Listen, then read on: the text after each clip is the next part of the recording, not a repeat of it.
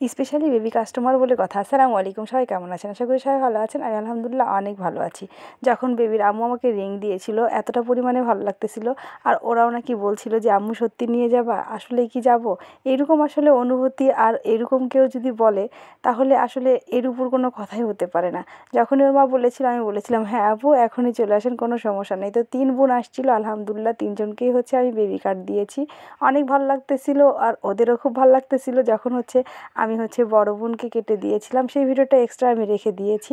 আর এর যখন চুল কাটছিলাম তখন ছোটোটা তখন ওর সামনে নাচানাচি করতেছিল, অনেক দুষ্টামো করতেছিল, এতটা পরিমাণে ভালো লাগতেছিল। আর আমি ওকে যখন ভূত বানিয়ে দিয়েছিলাম তখন দেখতে অনেক কিউট লাগতেছিল।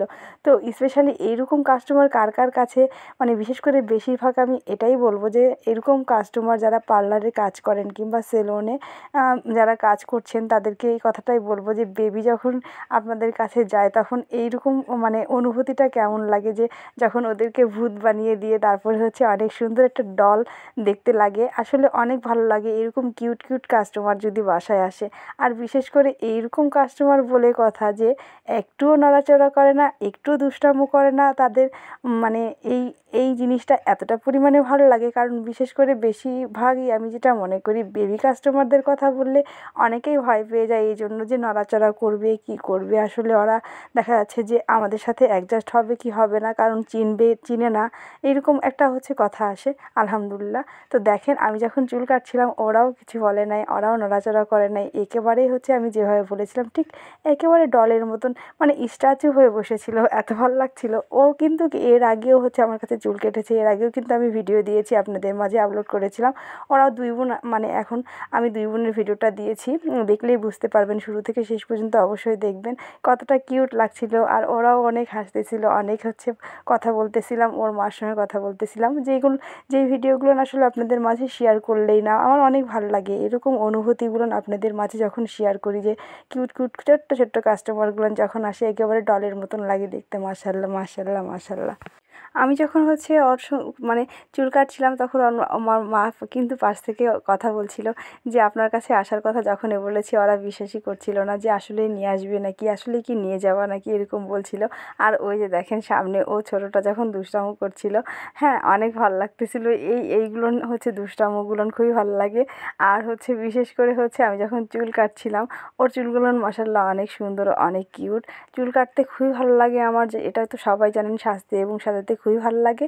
আর যখন কোনো কাস্টমার আসে আমি সাধারণত যদি ছোট কোনো কাস্টমার আসে তাহলে তো আমি কখনোই এদেরকে আমি ইগনোর করতে পারি না। এই কারণে যতই ব্যস্ত থাকি, ব্যস্তর মাঝেও আমার এই কাজগুলো খুবই ভালো লাগে। আর বিশেষ করে যেহেতু আমার ছোট ছেলেটা ঘুমিয়ে গিয়েছিল, অনেক ভালো লাগতেছিল, যেহেতু ও অনেক ডিস্টার্ব করে। আর ওরাও অনেকজন এসেছিল, সবার সঙ্গে অনেকক্ষণ কথা বলেছি, ডল নিয়ে খেলছিল, খুবই ভালো লাগতেছিল। আসলে এরকম কাস্টমাররা আসলে যারা যখন কাস্টমার যখন আসে অনেক ভালোভাবে কথা বলতে পারি। আসলে অনেক ধরনের কথা বললে নিজের কাছেও অনেক ভালো লাগে।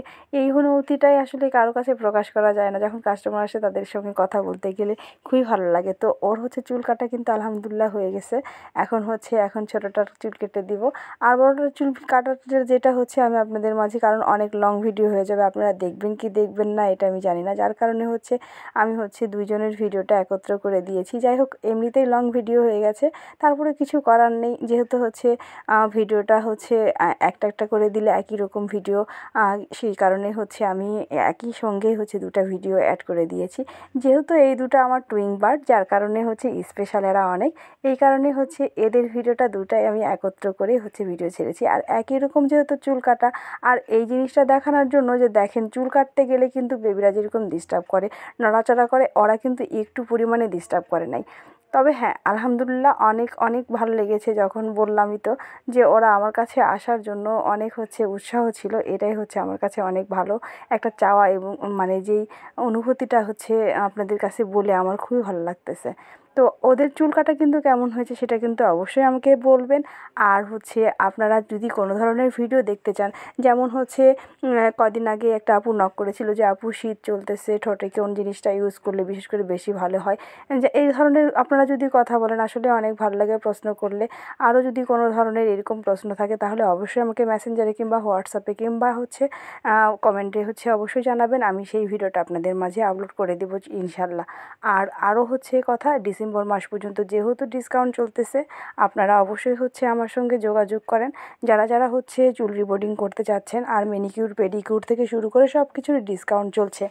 আর এই সময় আসলে যেহেতু হচ্ছে পরীক্ষা বাচ্চাদের সামনে, ফাইনাল পরীক্ষা হয়ে যাওয়ার পরে যেহেতু হচ্ছে অনেক দিন হচ্ছে রেস্ট করবে, বাসায় থাকবে, আমি মনে করি নাক কান ফুরানোর জন্য একদমই হচ্ছে বেস্ট একটা টাইম। এই টাইমের মধ্যে যারা হচ্ছে যে বেবিরা কিংবা হচ্ছে যারা নাক কান ফুরায় নাই, তারা অবশ্যই আমার সঙ্গে যোগাযোগ করেন, তাদের জন্য ডিসকাউন্ট আছে। তো আজকের ভিডিও কেমন হয়েছে সেটা কিন্তু অবশ্যই কমেন্টের মাধ্যমে জানাবেন। আর এই 2 বেবির জন্য অবশ্যই সবাই দোয়া করবেন, যাতে করে ওরা অনেক ভালো থাকে। তো আজকের ভিডিও এই পর্যন্তই। সবার জন্য শুভকামনা রইল, আমার জন্য সবাই দোয়া করবেন। আসসালামু আলাইকুম।